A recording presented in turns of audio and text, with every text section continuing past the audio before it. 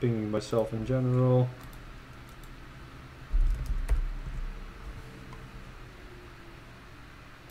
Being as the copy in Discord chat feels good, man.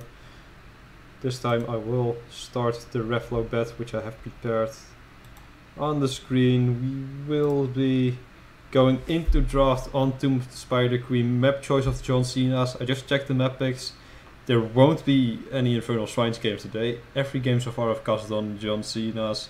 They played Infernal Shrines and they lost on Infernal Shrines, which is really funny because the Punisher, obviously John Cena, kept wrecking them. Maybe they learn from their mistakes. They're taking Fizz on Tomb. And I just casted a game on Tomb actually, where the No Trick Ponies went pretty heavy on wave clear with Azul and just choked out the map after a while. Viz removing Johanna, a pretty unique first ban, but they might just be afraid of like the Johanna Azul combo and are essentially removing one component, which makes me question, do they want to pick up the Zul for themselves? Or do they actually think like Johanna is a critical component and without it you can't really pull it off? Because John Cena could still pick up the Zul if Fizz doesn't do so now. So let's see. There are still some pretty nice power picks open here. Kerrigan is available, Sylvanas is available. Zarya, an argument can be made for the first pick. They're moving into Auriel. I would like to see John Cena's make the denial pick right now of Lunara. It still leaves a couple decent energy generators open, like Cho'Gall is there, but it's not like Infernal Shrines where you get constant damage, but if you constantly poke the waves you still get enough energy. Sylph is a pretty decent energy generator because of her spread damage. Zagara is pretty good at it, Vala is good at it, but requires a lot of skill. John Cena's does opt for the Lunara denial pick, so I like that, not giving Viz the OP easy combo. And they might want to pick up a support right now, just to make sure they aren't choked on it later. Something like a Brightwing wouldn't be too weird to see pretty early. They opt to take Muradin, solid tank, but still leaves Fizz Inertia with a decent amount of choice. ETC is pretty nice here in a gun composition. Fizz did actually remove Johanna, so that's not going to be an option. Tyrael, still a strong pick. We might see like the double Angel comp. And I think Fizz will be somewhat deciding how they want to play the map right now. Important to note, generally you want a solo laner for the bot lane. Zagara is good at it, but Zagara is also one of the main energy regenerators for Auriel, which means in the rotation their healing would be weaker. So I kinda doubt they will pick up the Zac. So a Sylph right now seems like one of the best pickups for Fizz Inertia. They go for Gul'dan. Gul'dan has good wave clear. Actually works pretty well with Auriel if you have a good Gul'dan, because he does a lot of poke damage, a lot of poison damage, and he can just trade his health for mana while Auriel's OP heal his health back, and Auriel doesn't actually use mana, so that is a pretty nice cycle you can get going there.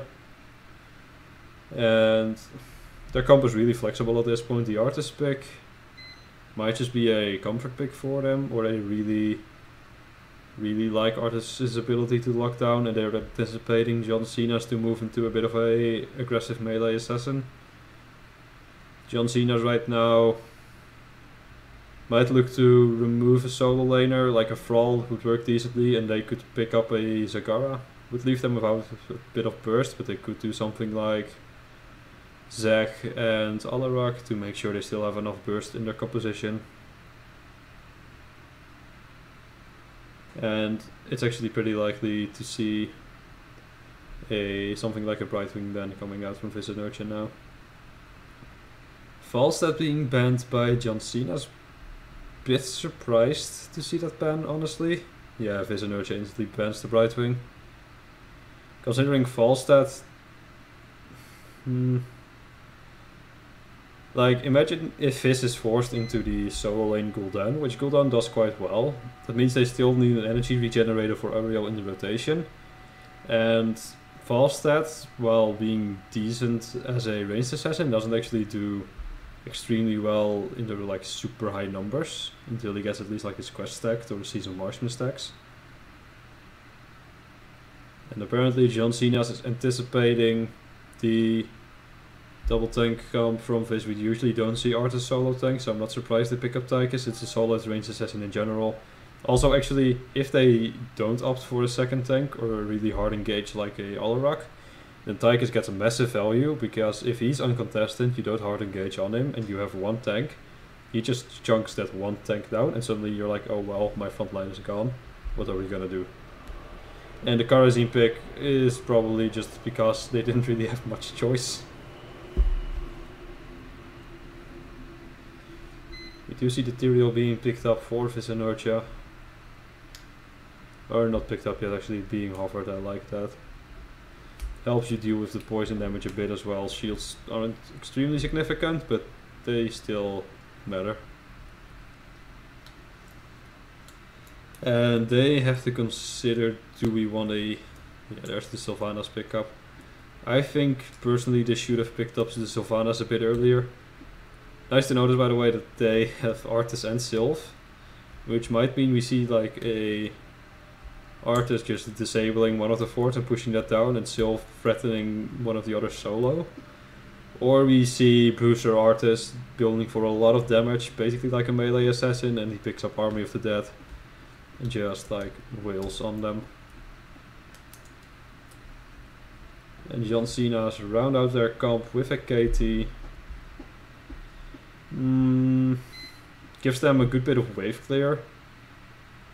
But it also means they are now essentially solo frontline. Muradin is a good frontliner, but I'm not sure if they'll be able to sustain him that long until at least level 13. Tychus is actually quite beefy for a ranged assassin, but I'm not sure if he's going to be able to just like stand there next to Muradin. So wondering what they're going to do. I would have liked to see something like a Thrall pick up there from John Cena's. Gives them an extra bit of lockdown, gives them a good solo laner, gives them the extra front line they need. It's quite sustainy as well, so they don't lose like the sustained fight to the Ariel. No, there is no Coco, so I will be switching to the game.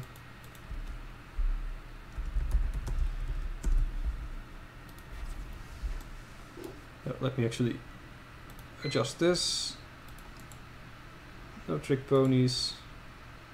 0 production value. At least this time it doesn't say this is live gameplay, not a cast.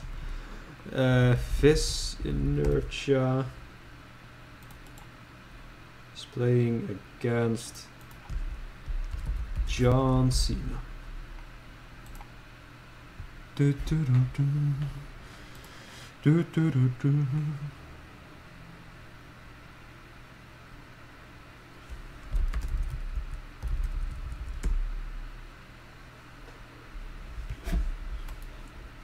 For anyone who still doesn't understand the Punisher John Cena meme, because apparently the last team I casted which played John Cena's didn't get it. They had to explain it to their team. Just look for Punisher cardboard animations or John Cena cardboard animations, you're bound to find it. Probably if you search Heroes of the Storm John Cena, you're gonna find it as well. I do actually like that we see the double angel here. Just a bit sad that we have demonic Ariel but no demonic Tyrael. I will be right back because my oven keeps beeping, so I'll just make sure that's taken care of while I'm in the loading screen.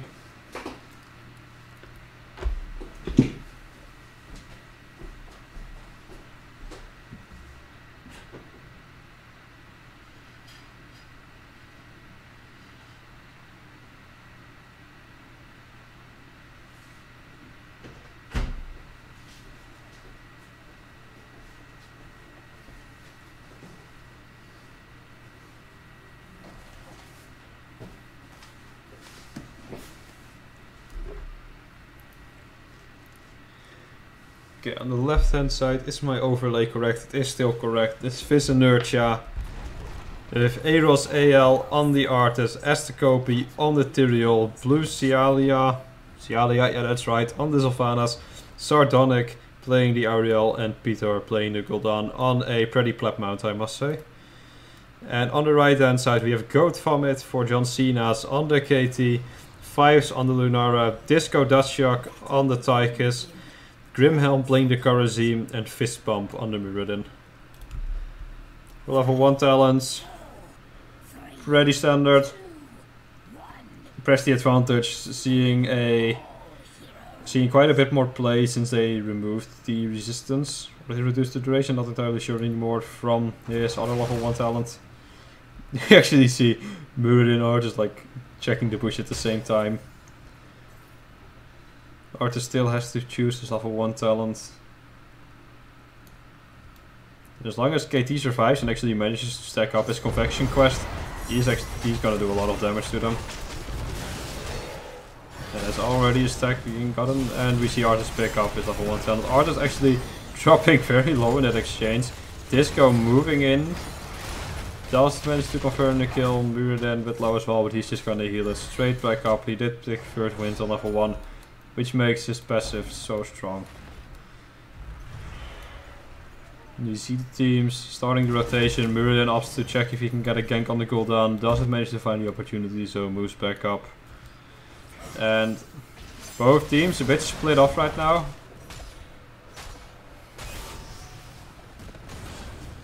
Just trading blows with each other. Slight speed lead already for Vis Inertia.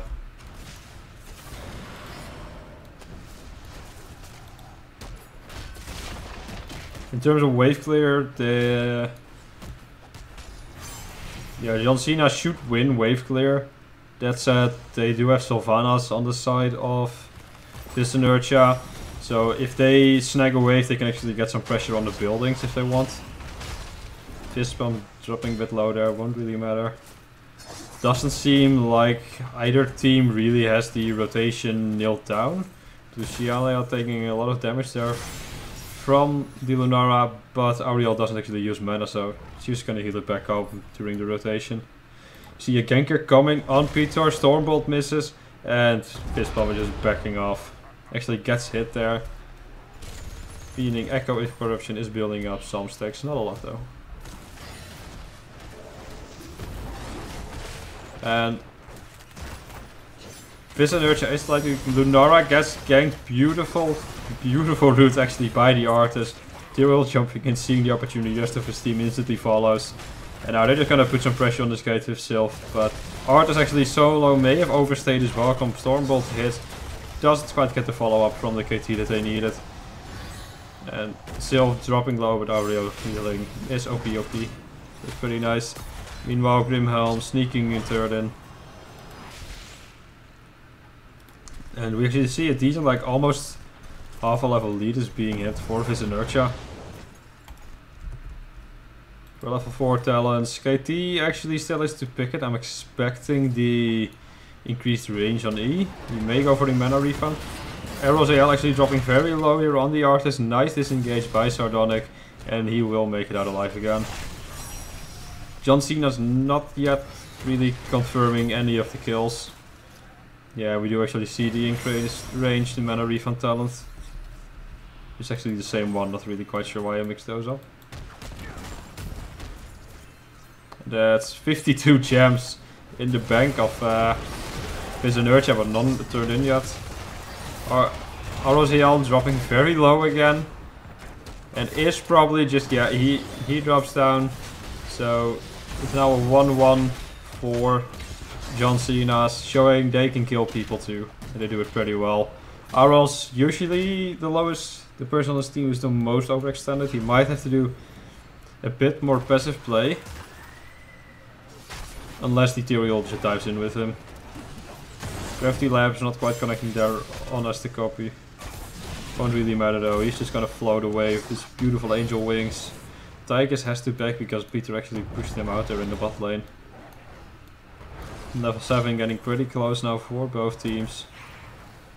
They only need 16 gems turned in, so if Lucialia gets one more, then her bank full is enough. Fist Pump actually realizes this, like, you're not gonna get a turn in while I'm here. Nara now taking over the bot lane.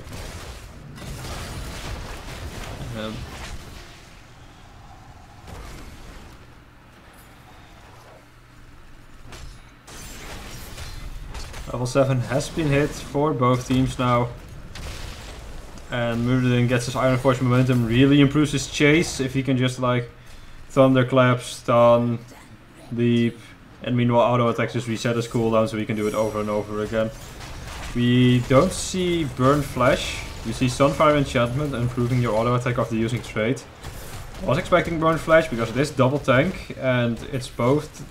Tyrael has okay mobility, but trading your Flame Strike for a Tyrael Q is fine. And I think just the Burn Flash with the Q build gets more value against this kind of comp. Graftelize on the kill doesn't really do anything. KT looking a bit lost here. And with Sylph, this wave should get quite a bit done. Vitor doesn't want to leave bot lane, he wants that sweet XP. Lunar actually being pressured out quite a bit. This should be a pretty easy fort. Web Weaver still really healthy. And well done there by Vis Inertia. Noteworthy by the way, Karazin didn't take Cleanse, he took Echo of Heaven, which means if someone gets caught in that Archer's Root or in a Gul'dan Fear, Karazin won't be able to do anything about it. Getting a fort with the first Web Weaver wave is pretty good. They have Sylvanas, they could have gone a bit more, but bot fort is already really low. It's 2 wells are down, so this is a pretty nice position to be in for Vis Inertia. And they're about to hit level 10 as well, and they already have 40 gems in their bank. John Cena's has enough for the turn-in, but they can't quite make it happen yet. They've lost control of the map, so they're gonna need to push it out a bit more. Grimhell moving in aggressively on Arrows gets found. Arrow's actually not in the best position, but manages to just walk away there. I think Grenade may have actually pushed him out of a body block there. I'll have to watch the replay. Bot fort actually about to fall to the minion pressure. I think minions might take care of it in time. Yeah, they will take care of it in time. Vibe's actually found by Esther Copy. Isn't any follow up yet though. John Cena's managed to sneak in the turn-in on top, so they can let it. The pressure is going to go a bit down, but I don't think they'll accomplish much here. Wave clear is fine on the side of Vis Inertia, and Vis has level 10. We actually do see Army of the Dead being picked up, so it is a Bruiser Artis. And while they don't have level 10 on the side of John Cena's, they can't really start a team fight. And Vis Inertia realizes this and just goes in aggressively. The Wailing Arrow hits 2 people. We should see Artis Root ready soon. Gul'dan Fear makes Ataikas puff around to well into the team again, but not confirming the kill. The 3 cooldowns blown on the side of Vis didn't secure a kill, so that's actually a decent situation to be in for Vis Inertia, because they can now see like, okay, they've only got Strength, they've only got Divine. You can probably at least try to push with one of these waves and secure our level 10, and then maybe we can get a re-engage going. Looks like gonna do just that. Tower's gonna fall, that's gonna secure them the level 10. Question is, are we gonna see Odin or Laser Drill from the Tychus? Both really strong heroics now, since the Odin buff. Other talent is pretty standard. And it looks like Vis Inertia is going in for re-engage. Fish Pump dropping really low, does manage to get the leap away, pops Avatar, gets the heal from Grimhell. And Fizz not... yeah, Fizz gives up the chase here. Doesn't even want to bother. And they can just get an easy turn in right now because the entirety of John Cena's backed off. And that's going to be easily bot fort down. I expect them to take mid fort and then go onto a keep. They might opt to instantly open up top keep and get a win condition when they kept the boss. Looks like they agree with Vito, they are posturing around mid. We actually do see that Tychus picked up the laser drill for the zoning. And Gul'dan is ready for on his way to complete his Q quest, so is KT. Fist Bump gets a bit bodied there. Sanct is dropped, Fist Bump manages to leap out of it. Nice fear hits, makes him disengage, but they can't really do anything. Goat Vomit bombs himself, but I don't think the poison will proc it in time. Bomb was too early, that's 4 deaths on the side of John Cena's, and Fizz Inertiae is going ham now. As the copy is actually stuck in the wall, but Tychus can't confirm the kill. Isn't gonna die to poison either, but that's not a nice situation to be in. And this Web Weaver should be able to either get keep or severely damage keep. Meanwhile, top Web Weaver is gonna get the front gate here as well. Bot Web Weaver is at half health, did get the 4th bot. And it's actually gonna get quite a bit more. I might be underestimating Sylvanas here. I think they can get keep if they want to, but they decide to back off. Quite low on mana on the side of Sylvanas and Tyrael. Tyrael choosing the best harving position in the game in the middle of the lane. It's fine if you know the enemy won't chase you anyway. And bot actually, yeah, top managed to get 1 tower fully drained of ammo. Bot 1 tower still stands pretty close to ripping. They're starting to get their booster camp right now. Keep the pressure on. They have vision everywhere on the map right now. John Cena's exactly enough for returning. They might try to sneak one in now. It's a lot of gems on the Tychus. But there is Fizz, and they already scouted out. They ain't having nothing of these shenanigans.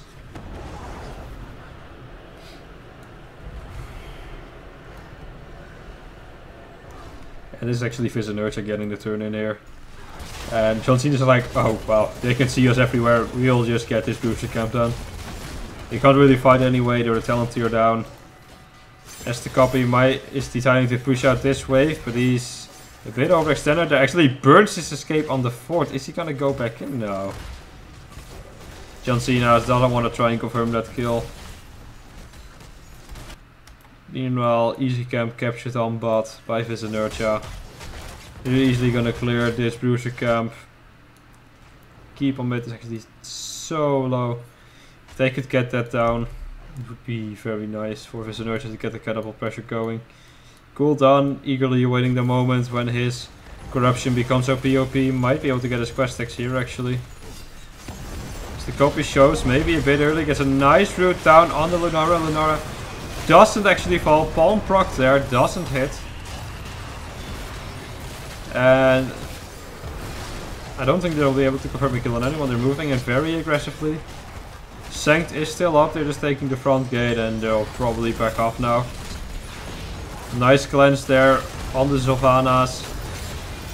Aegis has been popped and that's a very low Karazin. Karazin gets killed, 5 caught in the root, but does manage to hop away on his Lunara. And that went better for Fizz than I expected, actually. All their cooldowns are burnt now though. But I think they might just try and sneak bot or mid keep in. Meanwhile, massive minion wave actually pushing down bot forward. Doesn't feel like Sylvanas will be moving there, but you won't be in time to clear it. So that's nice. That is the boss lane, so if they get something like a massive Weaver wave, are able to push with it, then get the boss. That's a chance for John Cena's to get back into this game. 16 is about to hit. Peter manages to interrupt the turn in by Disco. And does actually finish his quest. Which means his corruption right now is a massive zoning tool. And if you actually get all the hits, you're chunking. In terms of hero damage, he's decently up there. Sylph doing quite a bit as expected, but it's a lot of poke.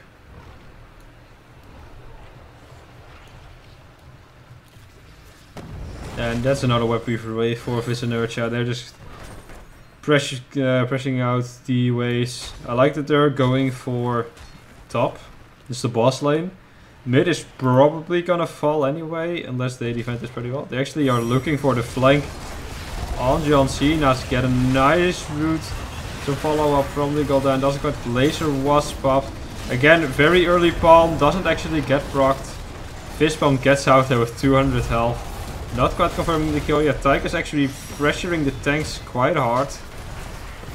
And Auriel's gonna have to do a good job keeping the team alive. No, Tyrael falls, so that's a 1-for-0 so far for John Cena's, but the keep does go down. And I'm surprised Fizz and Inertiae took that fight. It seems like the easy thing to do would have just been pop Cinder goes on that top keep. Make sure it goes down. Then maybe if you get a kill, we can just go for boss and try to end the game. They decided to go for the flank. Didn't work out. And now all they got from it was mid keep, which was at like Gul'dan's Q was enough to kill mid keep, I think.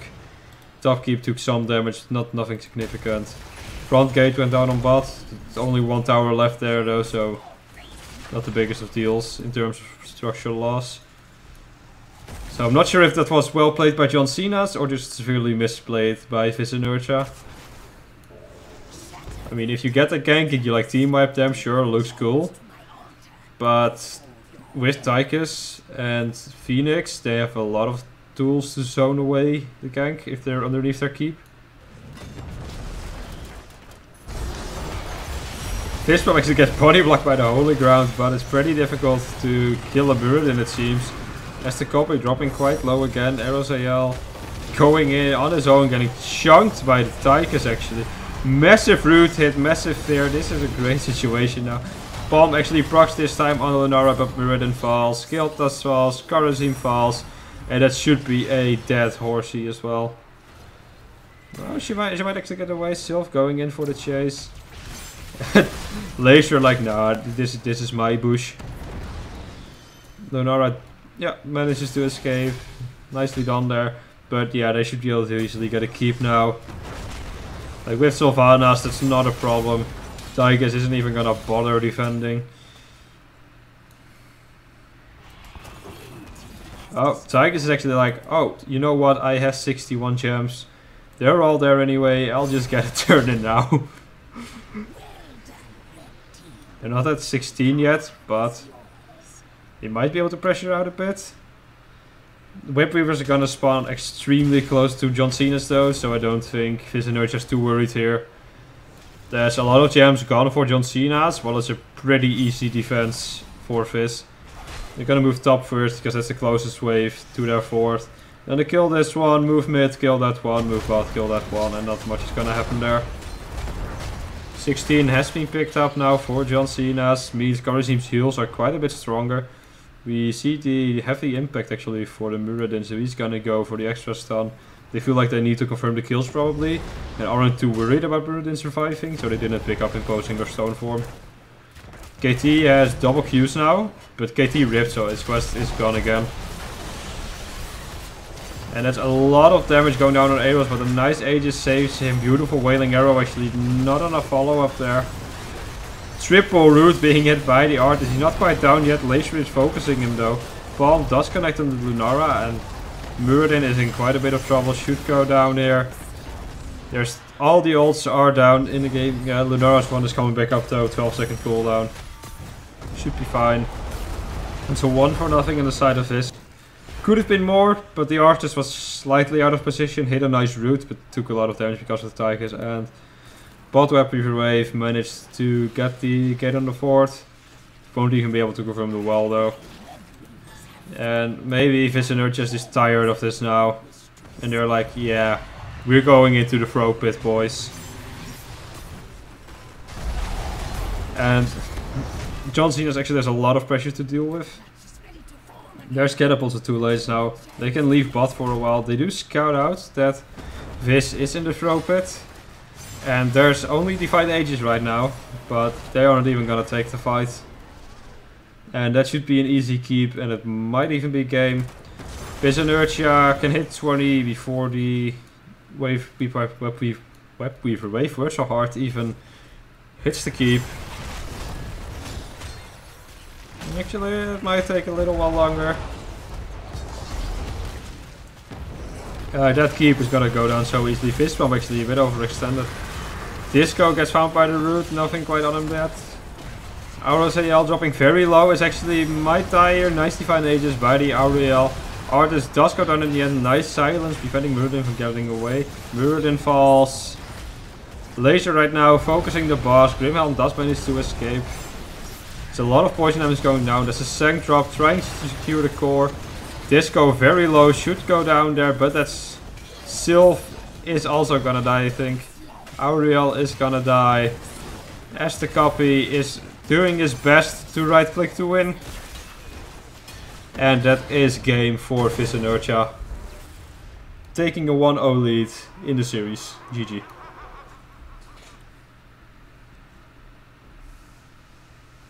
Okay, we are back. And I'm sorry, but it wouldn't be an Epixors stream if I didn't manage to crash the program I'm using at least once. So I guess it sort of fits. Production value, I can't allow McDino to have easy editing on the clips. But we will be hopping into draft. Second map is gonna be Cursed Hollow, picked by Vis Inertiae. My favorite map in the game, so I'm eager to see how they approach this. Has a lot of ways you can play this map. Some teams are like, yeah, we'll just straight up team fight. Other teams are like, you know what, bosses are the win condition on this map basically, so we'll draft boss control with like Tyrael, Sagara, Falstad. You might see like a Gaslow soloing boss, like in Hero League, would be funny. Other times you see strategies like Knight as Zac, split push, or push Modan. I guess we will see in draft. John Cenas is the first pick. They opt to remove Lunara, which seems to be baiting. I'm not really sure what they're trying to do.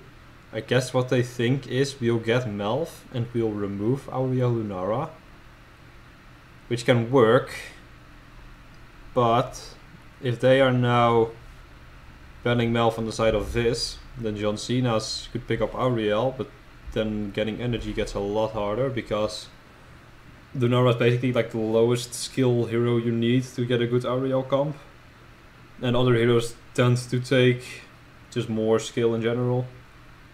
Like a good Sylph or a good Vala is harder to play than a good Lunara in general. Vis bans the Melv. I wonder if you're gonna see an Auriel pick up right now. Or they have a comp in mind which really would not be able to deal with Lunara. I can't really think of one of those straight away. Check, did I start the second bet? It seems I did start the second bet. Feels good, man. Took care of it for once.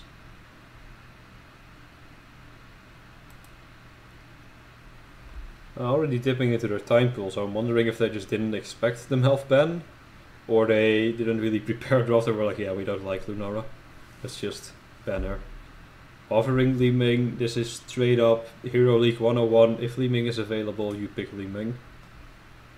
Does well on this map though, if I'm being serious. Like, has great poke, and if you manage to get resets, you tend to just win the tribute. But they also need to do something with that poke, so something like Sagara split push, Esmeralda split push, Ever split push. Anything which is basically like, this is gonna get value if we just delay this for a while. And now Vis is saying, you know what? Oh, are we gonna see an Aberfur comp? That would actually be really funny. No, I would actually like, after once hovered, please give me Murky. I haven't seen him in ages. But they're saying like, okay, we'll take Auriel. Thank you very much. Pretty much second best healer right now. And if John Cena's doesn't pick up Right Wing, I am expecting Vis to just straight away ban Right Wing again. Good pickup for them. What I would like to see is get Falstad and get Right Wing. We've got double globals. You can counter the Aberfur Soak. Falstad is a great Aberfur Hunter as well. ETC I can approve of instead of the Falstad, just because he has Stage Dive, which the Stage Dive is pretty dank. But if they don't pick up Right Wing right now, I feel like they'll get choked on supports again. And last time, like, I think that Grimhelm hit like 2 palms. It's difficult to play Karazim. Landing a palm can be hard, but landing only 2 palms the entire game is pretty much just showing, like, even though he had Master Skin, he didn't really control the Karazim that well. And honestly, Brightwing is just one of the easier healers to play, as long as your team is just stacking around you.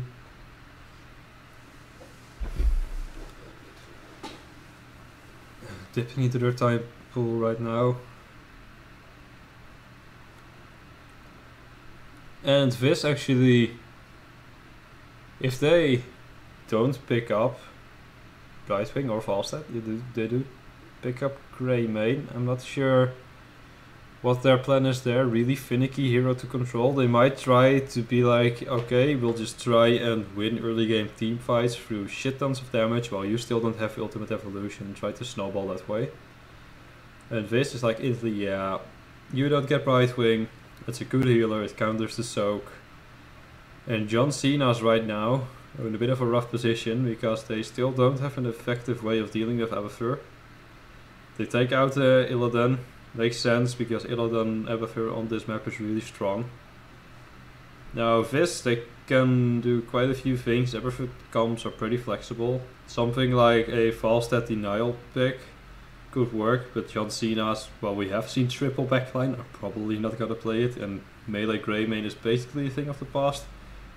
They could do something like Tracer Tess, which is a wonky style of play, but I know if Inertiae has done Tracer Tessador before. And some teams like to mix in the Ebba and that combo. Does decently, but Tracer's not usually in melee range. This also still needs to pick up their tank. I expect them to go Muradin. Johanna is the good pickup to go Cho'Gall. Okay, so Auriel Cho'Gall is actually a really established combo where Auriel gains energy from both Cho and Gall, and she gets the empathic link value of the Cho'Gall, all by having one hero, which is pretty nice.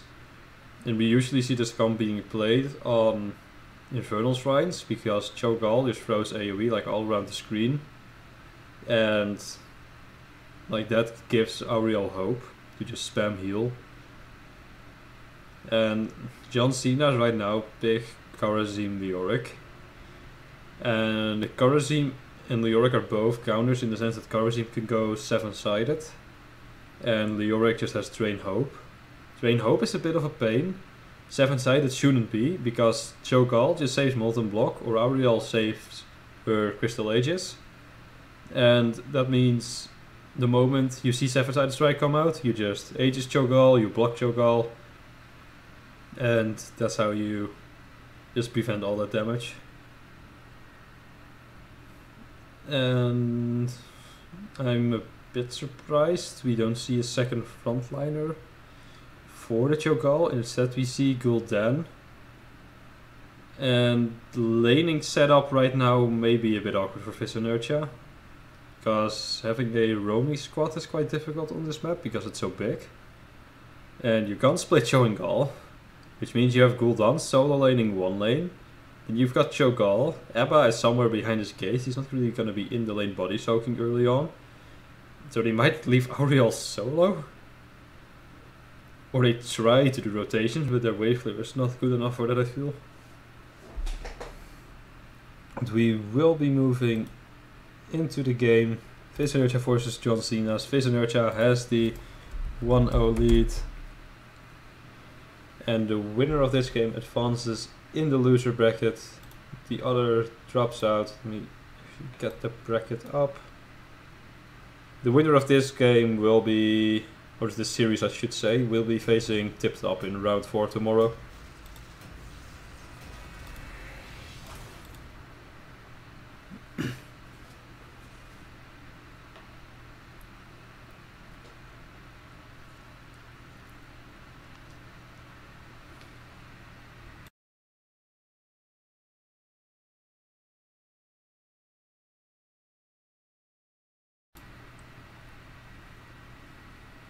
I will say, I approve of double portrait synergy. Pretty dank. Cost of points for both teams.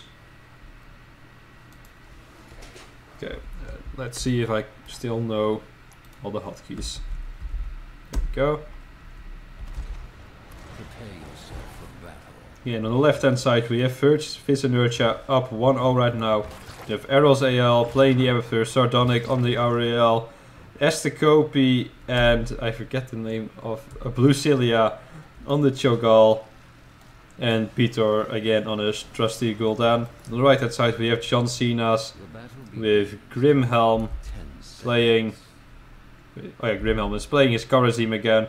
Disco Datshark on the Greymane, Goat Vomit on the Leoric, Fives on the Li Ming, and Fist Bump on the ETC.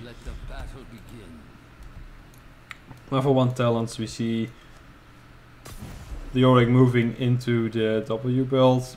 Pretty normal considering you don't get much value from his version of Regen Master here. Eros AL is just trying to bait now. Escapes with 19 health when I viewed, probably a bit less, he regens some.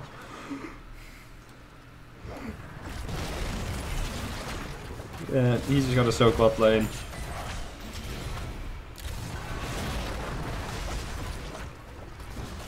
Other level 1 talents, pretty standard. Greymane still has the option to move into either the hybrid AA cocktail or the wolf build. Usually if you go full cocktail you also see the cocktail on level 1. So we'll see how they handle this. Laning phase is going to be the most interesting part for this Inertiae. Because before you start having the massive team fights, they have a bit of an awkward setup. Gul'dan versus Li Ming in top lane, that should be a win for Gul'dan. Pretty much any day of the week, Li Ming's wave clear is really poor until level 7. Eros is in the lane right now, but if he doesn't head the minion wave, he doesn't actually get the soak. And now he heads it with Greymane, is like, yeah, that minion isn't gonna live for long. And Auriel not even bothering to heal, look at the energy she's getting. And as the copy moving in pretty deep for that kill, doesn't actually secure it.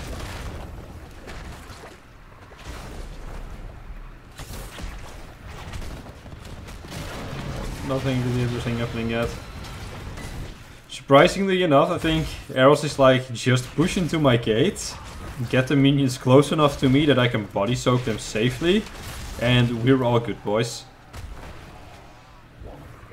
And something specifically to note about the Abathur pick, the moment they're actually gonna start doing their easy camp while Auriel keeps the soak in the lane, which is nice. If the first tribute spawn stop, should spawn in around 250. I mean spawns bot. Look at this. They're really hoping it spawns bot. Abba has made a beautiful track here, so props to Eros VL there. And I hope you can make a what the fuck moments clip of that. Unlucky though, it spawn stop, so no shenanigans yet from the Abathur. Unless Greymane manages to trigger them all. No, he doesn't. But he's actually just... Oh, he does manage to trigger too. Drain Hope has been burned by the Tyrael. Nice interrupt there from Fist Bump, but he goes in a bit deep and still allows them to get the interrupt through. Meanwhile, Abathur is just pushing the bot lane. Even if they don't get this tribute, doesn't really matter because they're putting pressure on bot. They just want to stall as long as possible. But that first kill has happened. And the entire team of John Cenas is pretty low, and I think they're just backing off like, fine, you can have this one, we'll go back. But having some piece body soak, already quite a bit of ammo drained on the bot lane actually. Front gate is actually good. Peter being super dominant in the lane. Just poke this tower down slowly. Eros is backing. It's like, yeah, I won't overstay my welcome. Actually, staying in the bush should be fine. We'll scout out a Greymane in time. Funny to note, speed metal being picked up. You see a lot of ETCs pick it up in Heroes Lounge, and I still don't know why. The increased knockback on W just seems better to me. Maybe I'm a unique person and I don't value 10% movement speed.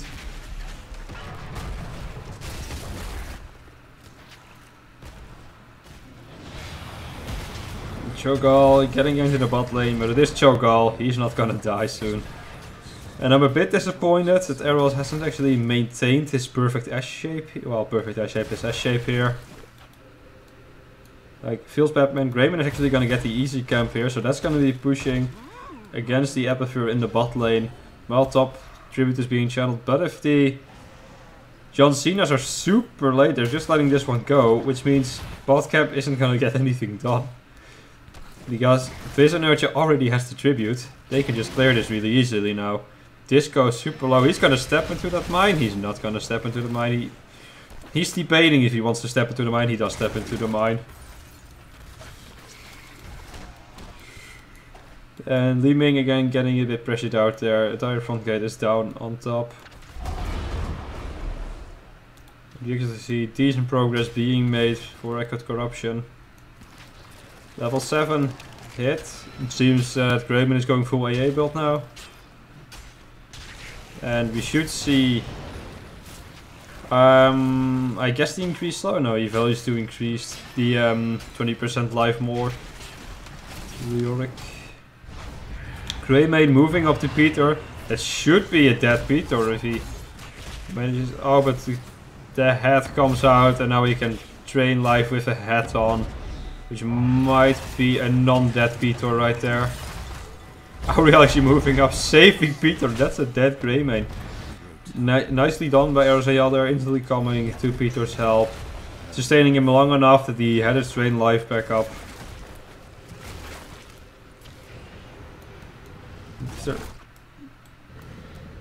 Cho'Gall actually already at 50% health. They're not in a great position to cancel this fist bomb properly, zoning ready Auriel, and they're like, yeah, you can have this one.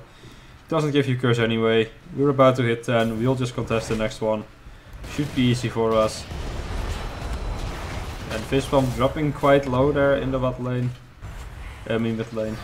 Not much happening. Cho'Gall laning as Leo. Not much happens. Level 10 has been hit for this Inertia. And we actually see Shadow Bolt fully being picked up by Gall. So he's gonna chunk teamfights really well if he lands it. Personally, I was expecting Twisting Nether, because the enemy comp is pretty melee heavy. And if it boils down to it, you'll just let Leoric soak all of the shots. And if he dies, he'll just come back. While Twisting Nether gets value on everyone. Gul'dan did say that last game he wanted to go Reign of Destruction. I think he was still asking for it, but his team made him pick Horrify. Can we get a Feels Batman in Twitch chat, please? And this is a pretty favorable tribute spawn right now. Actually, it was pretty late, so they managed to pick up level 10. We do see the 7-sided on Kharazim, but Greymane isn't up yet. And they have Ultimate Evolution now for Abathur. This should be an easy curse. And now Abathur can just head every lane when it's cursed, press his Spike Burst, and move to the next lane, head it, press Spike Burst, you instantly clear every wave, you barely miss any soak, and you get massively far ahead. Nice kill there on the Kharazim. The Cho'Gall hammer into the whip from the Auriel, making sure he doesn't get away even though he tried. And they're gonna wail on the keep. And they should hit level 13 very easily. Eros now pressuring out the wave. Actually slap-a-furring his way to victory. Gotta make sure this is cast. And going back into the bush.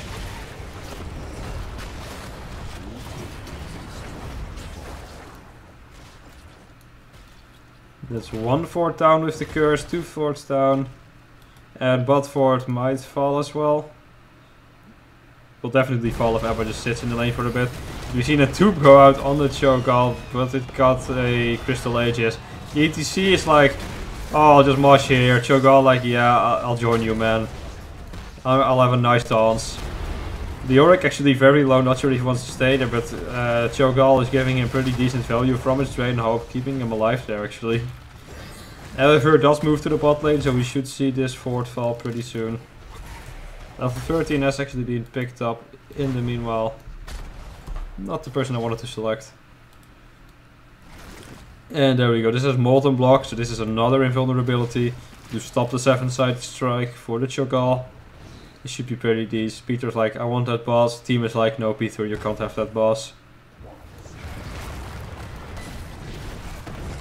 And seeing a bit of a skirmish. Nice hits from Peter. Record Corruption more than halfway through, almost 3/4.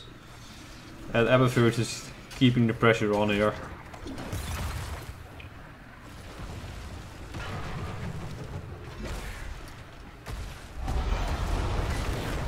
Cho'Gall pretty low, gets evaded on by the Cho'Gall, tries to Ravehawk away but will fall to the damage. Shadowbolt Volley has been called Grim Helm, soaking some of it. Not the best horrify I've seen in my life, but it hits 2 people, I guess. Cho'Gall goes in deep, he wants kills. Disco Dachshund is gonna fall. Fist Bump almost down. Should fall to Cho'Gall pretty soon if they play it well. Grim Elm. Oh, what a... That was great. That's 5-man kill. The Yorick was back in the meanwhile. Is gonna try to pressure out the Cho'Gall a bit. Not gonna do much though. And they can get a front gate here. And this is their boss lane. So they don't get as much as I would have hoped. I guess they were like, yeah, we don't really want Cho'Gall to get chunked by that Leo. I would have expected them to just take front gate. And then if they wanted to take boss, they could have taken boss. They might try to start it now though. They already starting it, but Edifer was found. I think, yeah, he was in the top lane. So he's gonna pay for that. If they are really quick on the rotation, they might just sniff out this boss. Because their boss DPS, while high, isn't like the greatest. And they're gonna decide to trade bosses, which seems a bit weird. Because this is just gonna easily get this tribute, because no one is there to contest it. Their boss is gonna push to the keep. Their boss is gonna push to this fort. Guess what's more valuable, the keep or a fort? So they gave this a tribute, they gave them a boss, which is gonna push the keep. And now all this has to do is like, kill this boss, push with this boss, either way it's a win for them. They do decide to escort the boss. Auriel, not really sure what she was doing there. Level 16 has actually been picked up for them in the meanwhile. Which is gonna give the Cho'Gall the ability damage reduction, which makes him quite a bit tankier.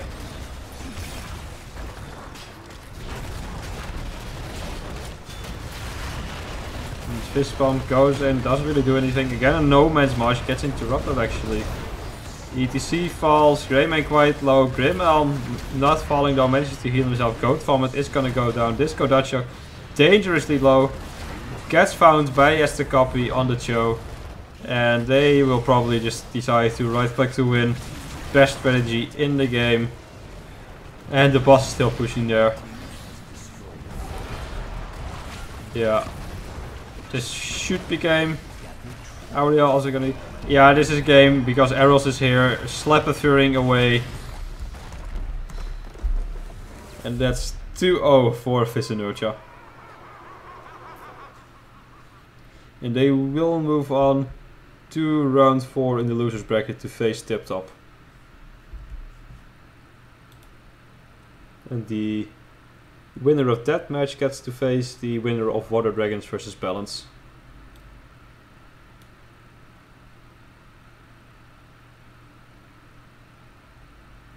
Okay, we will move into a short break and then I can see if I can get one of the members of Inertiae on for a winner's interview.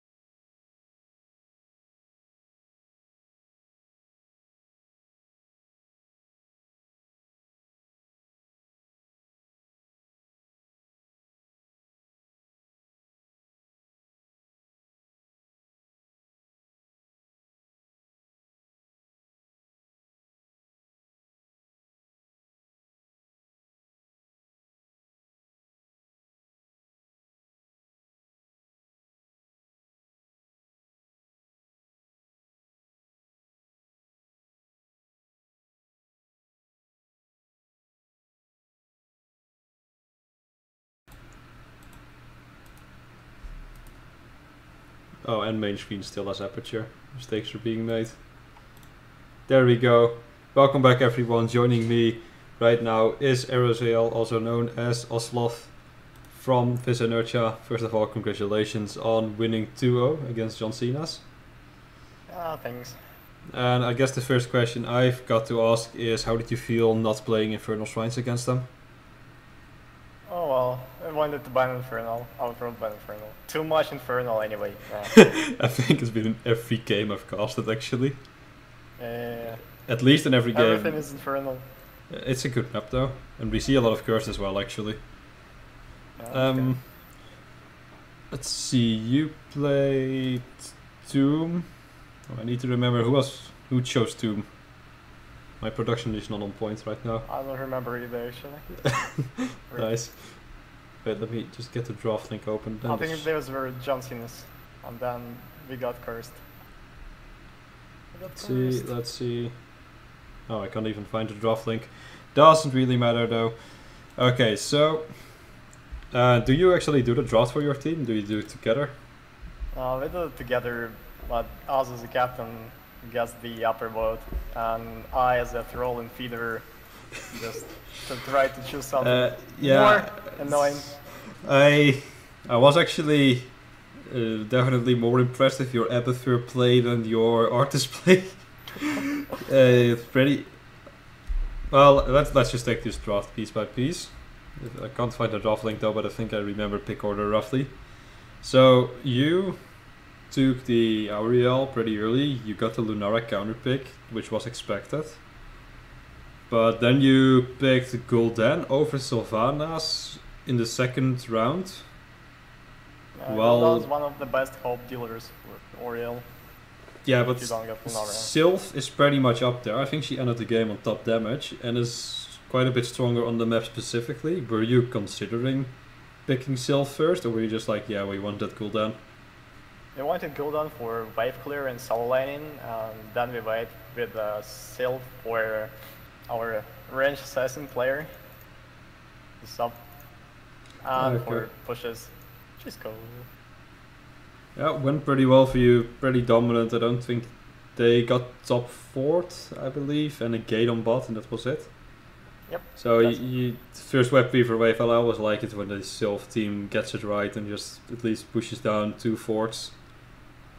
And you did actually manage. Snowball and the triple backline they had didn't really help. Yeah, I was really surprised to see that. Like, Tychus actually was pretty frontliney, chunking you down when you did the engage, because Artis is a pretty bad tank into Tychus. Just because he lacks that engage. Yeah, that felt painful. It looked like you were in pain that game. So, I saw my HP being full, after 1 second I said being 1% and then full again. Didn't understand what's happening. Help! Oh, Sardonic actually is providing me with a draft link, so I can just get this open. Let me see what else happened there. Let's see, you banned. You were first pick. Why did? Oh yeah, this is actually one thing I wanted to ask. Why did you remove the Johanna so early? Johanna was counter pick for the team. I remember John Cenas picking a lot of Johanna and picking her really early. Just wanted to deny them their Johanna place. Okay, I was thinking like maybe you're trying to deny the Zul Johanna strategy, but that seems so weird considering they could still just pick up the Zul and Johanna is at the D roll. Yeah, true. Yeah, it makes sense as a target ban though. Yeah, usually the higher you go, the more you see him, because it requires at least some. It requires pretty decent rotations to be able to pull it off. Every time my team tries it, I have to shout at them, and it goes wrong. Rest of the draft, I was surprised by the pretty early Artis, I must say. Do you just value him as a tank overall? Was it actually the plan to have you on the Artis from the beginning? Well, I'm not really a tank player, but we're getting some subs this time, so we have to adjust our roles, and they could probably see that, how I was clumping the Artis. Yeah, I was personally expecting either the ETC or the Muradin. Oh no, wait, you didn't have Muradin available. Yeah, I was expecting the ETC and that move into a bit of a gank comp. But it worked out well for you in the end. I do like Artisterial in general. It's a pretty nice to combo. focus on wave clear, and the Ethereal and Arthas provided pretty good dive for the backline. Yeah, that went And the pretty well. Gul'dan damage on top of it. Yeah, Gul'dan pretty dang. Shame you didn't go for Rain of Destruction. Did Peter ask in the second game, because he was holding us ult for a bit? I don't really remember. That was the second game. I'd like so much stress. I like to think he was begging to pick Rain. See, we might get an answer in Twitch chat if he's watching. But he really wanted Rain first game, maybe second. Peter, actually, he may have done better because his Horrifies, I only saw like one good one, and the rest were like, let's make them disengage. The rest of his Gul'dan play was actually like really impressive, and then the Horrifies were really bad. Yeah. But yeah, it actually turns out that double Gul'dan with Avatar is actually pretty decent. seems pretty decent. The corruption and his Q. Yeah. Game 1 you took control of the map, and their Karozine player didn't really manage to land the palms that were supposed to be clutch palms. And the moment you just won wave clear and won team fights, that game was basically over. Didn't even turn into a throw pit, pretty sad. Feels bad. Yes, I tried my best, but I still won. Wanted to feed, didn't even feed. Feels bad. Okay, and then the second game. I do have the draft link for that one still on my screen, I think.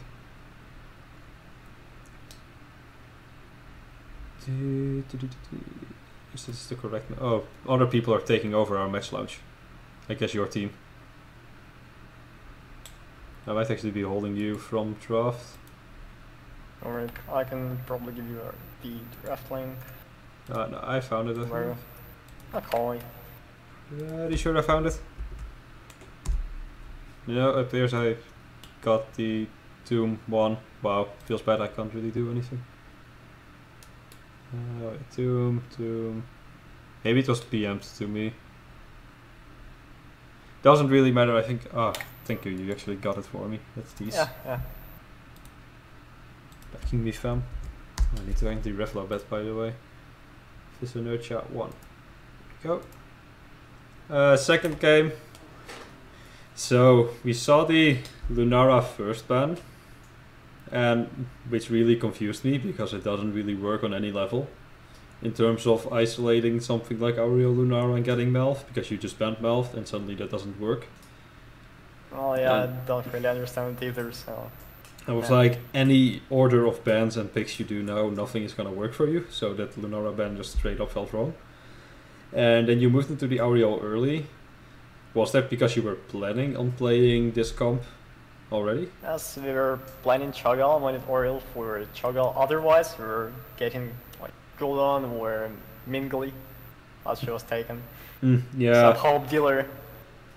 Yeah, the instantly Ming ban pick was like, let's go Hero League, boys. Felt a bit weird, not really tailored to the map. Strong on the map, but doesn't really show anything in your strategy. And then you went into Auriel Abathur actually, and then was the Abathur planned? Because that's not something we actually often see with Cho'Gall. Abathur was planned. Yeah, it's not the best Cho'Gall comp probably, but still worked out pretty well. Yeah, I did. I enjoyed that. To also get some melee assassin, probably Alrek. But I decided to go with wave clear, and double Gul'dan actually went pretty decent too. Better than I expected. Yeah, I was actually expecting a second frontliner, either a tank or a melee assassin. But you did manage well. I love the early, like the first meeting in mid lane where you duck out with like 15 health left. And I liked you drawing things on the map with mines. Didn't really get the funny what the fuck moment video there, but could have been good if it spawned on bot. Yeah, rest of the draft, honestly, bit clowny, really. The John Cenas didn't manage to pull off their comp that well. They went for the percentage damage, but there's just too many counters when you've got both Auriel and Cho'Gall to deal with Karozine. I think would be better than probably Leoric or maybe even instead of ATC. Because they didn't have another frontline, stuns would counter Cho'Gall pretty hard. Like Leoric actually did pretty well against you. You had to back off on the bot keep at some point just because Leo was draining you on cooldown. But then the rest of the comp, yeah, like Leo drained you, Karazima 7-sided, there's the Alpha Killer for Greymane, but if they can't move onto you without cooldown wrecking their face and Gall wrecking their face, there's not much to be done there. And I think that's just the result also of isolating supports well. Oh yeah, pretty convincing gameplay, and I think right now you are playing Tip Top, and I might also be casting Deathmatch. I still have to find out. Yeah, Tip Top was our first loss in Heroes Launch tournament. Oh, and then they moved the. Oh no, you are a Division 2 team actually. Yeah. I think the Tip Top one team. Oh, there was Water Dragons, I guess, who moved to Division 2 after a while. Yeah. Well, in that case, I think you're playing it soon TM, so good luck in your next round, and thanks for stopping by in the winners interview. Yeah, thank you. Have fun casting. Yeah, thanks. See you later.